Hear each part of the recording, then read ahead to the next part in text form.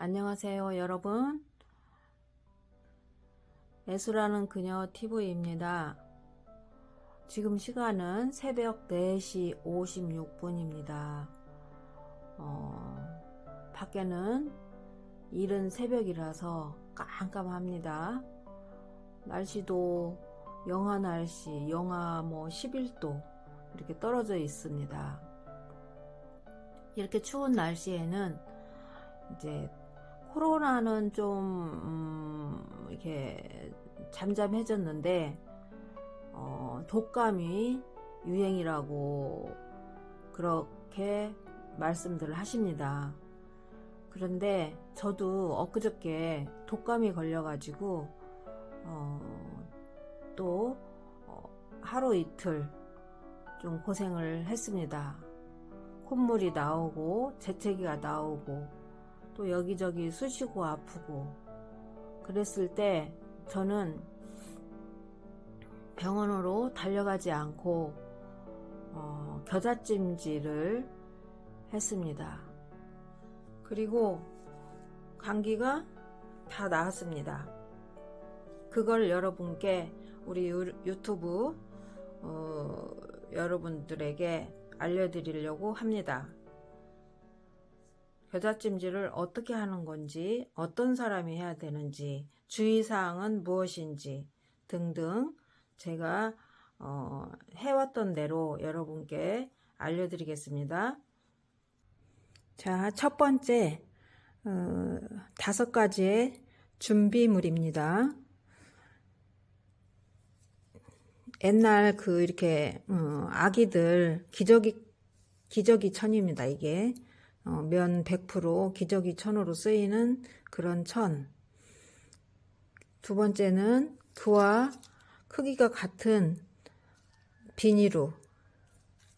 그 다음에 유기농 우리밀가루. 네 번째는 52도씨의 물. 다섯 번째는 겨자분. 이렇게 5가지가 준비돼야 합니다. 천은 펴보시면 이제 밀가루를 저 뒤로 하고 글도 좀 뒤로 옮기고 글도 좀 뒤로 옮기고 천을 펴보겠습니다. 이렇게 이 가루가 50cm 정도, 세로는 40cm 정도 크기면 됩니다. 그리고 비닐로도 같은 크기 정도 이렇게 준비해 놓은 대로 이렇게 쓰면 됩니다. 이때는 이거를 옆에 놓고 이제 이거를 반죽을 해 보겠습니다. 이 3가지로 반죽을 하게 되는데, 여기에서 두 번째 비율입니다. 첫 번째는 5가지 준비물이고 두 번째는 비율입니다. 어른일 경우에는 밀가루 1수저, 겨자 3수저입니다. 그 다음에 청소년이나 중고등 학생일 경우에는 밀가루 반절, 우리밀 반절. 어린이일 경우에는 거꾸로 밀가루가 셋, 겨자가 1수저입니다. 그 다음에 유아일 경우에는 아까 면천에다가 물만 타서 이렇게 꾹 짠 상태, 이렇게 비율을 나이에 따라서 다르게 적용이 된답니다. 그러나 여기에서 이제 좀 통증이 심하신 분들은 밀가루를 빼고 그냥 겨자만 반죽을 하시면 더 좋습니다. 특히 암으로 인해서 통증이 동반이 되고 엄청 이렇게 시달리시는 분들은, 통증 때문에 시달리고 잠도 못 이루고 이러신 분들은 밀가루를 뺀 채 겨자만 반죽을 해서 그 아픈 부위들을 붙이면 훨씬 시원해지고 통증이 완화가 된다는 점을 기억하시면 된답니다. 네. 그럼 이제 세 번째 반죽하는 모습을 보여드리겠습니다. 이렇게 수부곤이 세수죠. 소복하게 세수죠.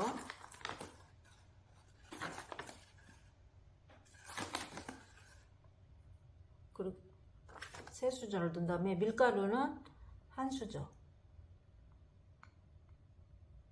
이렇게 해가지고 가루였을 때 고루고루 섞어요.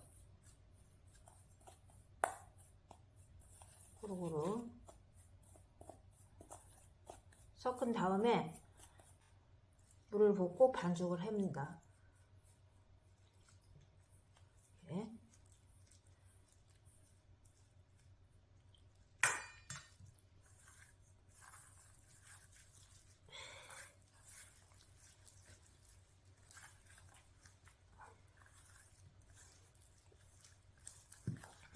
이 정도. 이 반죽은 밀가루를 뺀 채 겨자만 4수저를 떠서 반죽을 하는 그 모습입니다. 지금 겨자 4수저에 뜨거운 물 52도씨라고 그랬는데 55도씨입니다. 정정합니다. 죄송합니다. 이렇게 뜨거운 물을 넣어서 반죽을 하신답니다. 고루고루 약간 이렇게 되직하지 않고 질턱하게 그 정도의 느낌으로, 촉감으로 이렇게 반죽을 하시면 된답니다.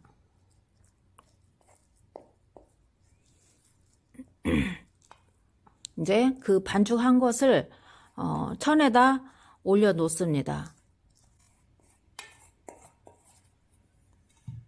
박박 긁어가지고 천에다가 올려놓은 다음에 그 위에다가 어떻게 해요? 비닐을 준비해 놓은 비닐을 올려놓습니다. 그러니까 큰 파스, 이렇게 자연 파스를 만드는 중입니다. 몸에 해롭지도 않고 후유증도 생기지 않는, 우리가 먹을 수 있는 것들로 이렇게 화학 성분이 들어가지 않는 그런 재료들로 지금 파스를 만들고 있습니다.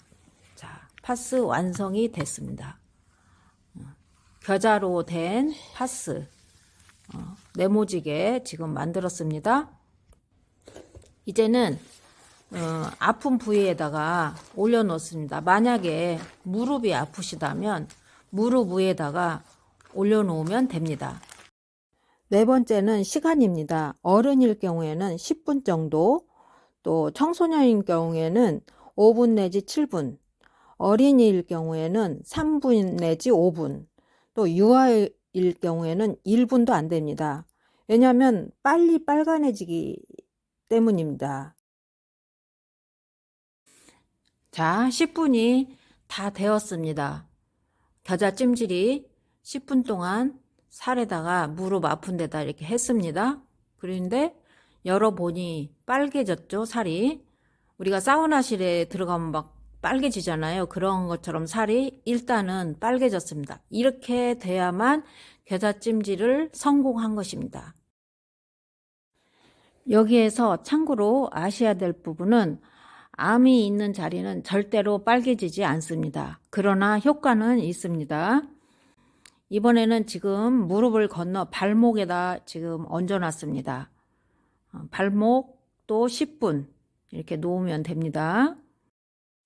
허리가 아프실 때는 또 허리에다 얹어 놓으시고 감기가 들었을 때는 발목부터 시작하여서 점점점 위로 올라가시면서 배, 등, 옆구리 그리고 목까지 하면 되는데 목은 시간을 줄입니다. 7분 정도면 충분합니다. 예, 발목도 빨개졌습니다. 그 다음에 반대 겨자로 된 파스를 반대 무릎에다가 올려 놓겠습니다. 파스가 아주 큼직해 가지고 듬성듬성 놓게만 해도 온몸이 다 찜질을 하실 수 있습니다.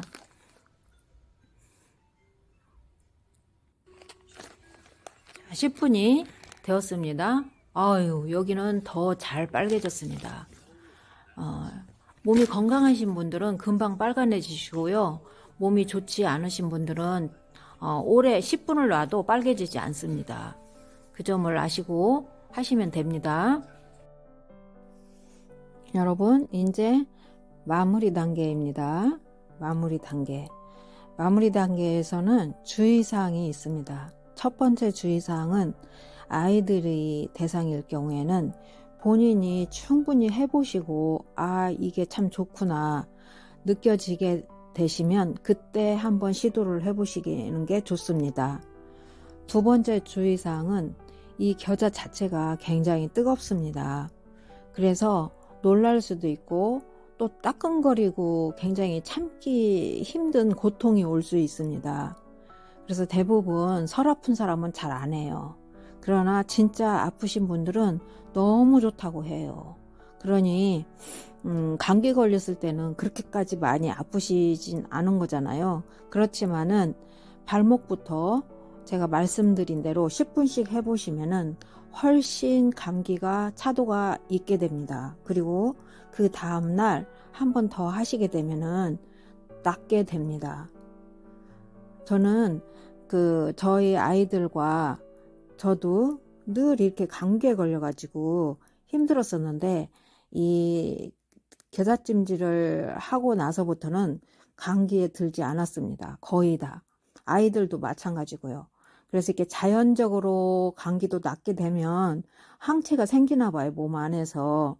그래서 우리 아이들이 지금 30살을 다 넘었는데 큰애는 6살, 작은 애는 3살 때부터 겨자찜질을 시켜주었었는데 독감 주사 한번 맞지 않았어요. 그리고 저 또한 마찬가지고요. 또 엊그제 감기 들었을 때도 하루 하고 나니까 반절은 낫더라고요. 그리고 두 번째 날 해보니까 그냥 나았다 생각이 들을 정도로 빨리 치유가 일어나는 겨자찜질입니다. 그러니 함께 건강하자는 마음으로 여러분께 알려드려오니 그렇게 아시고 한번 해보셨으면 합니다. 그리고 해보신 경험들을 댓글란에 남겨주시면 좋을 듯 싶습니다. 그럼 이만큼으로 겨자찜질의 효능에 대해서 말씀을 드려봤습니다. 여기까지 시청해 주셔서 고맙습니다. 가자, 밥 줄게.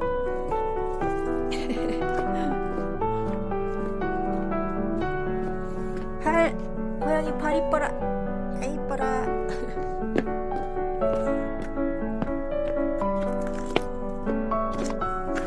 밥 먹자.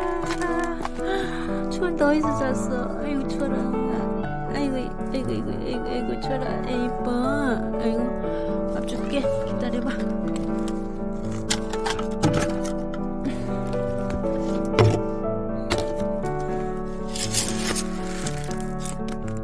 저리 가봐. 저리 가야지. 밥을 주지. 아이고 참나.